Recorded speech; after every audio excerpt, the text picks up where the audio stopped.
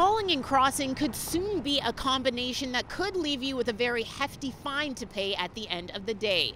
A Liberal MPP is proposing to make using your cell phone and crossing the street illegal here in Ontario, introducing a private member's bill at Queen's Park today.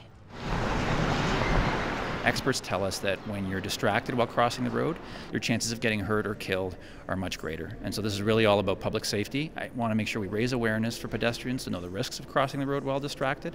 And ultimately, if we do this, hopefully we can save lives. Good morning, everyone. Thanks very much for being here. The Phones Down Heads Up Act was tabled by Yvonne Baker, who says his constituents initially raised concerns to him about distracted walking.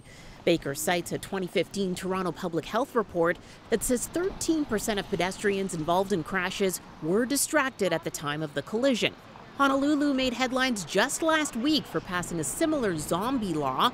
If the law is passed here, pedestrians could face fines starting at $50 for the first offense, $75 for the second, and $125 for every subsequent offense. As long as you're crossing with a light, I don't think that it should be illegal. Honestly, I think it'd be kind of useful. Especially in this high pedestrian and intense traffic zones, you should be paying attention to cyclists and other motorists using the road or people using the road. Pedestrians won't get a ticket if they're using their phone to call emergency services or if they're continuing a call they already started while on the sidewalk.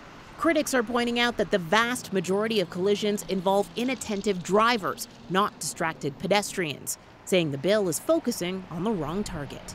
2016 was the most dangerous year ever to be a pedestrian on the streets of Toronto, and it was not because of pedestrians using cell phones, it was because of pedestrians using the roads. People who are seniors, 67 plus, are the most vulnerable group. They're not the ones that are using cell phones and walking across streets. If it's passed, there will be a clause in the legislation that would allow municipalities to opt out of the law. The private member's bill is set to be debated sometime before the spring.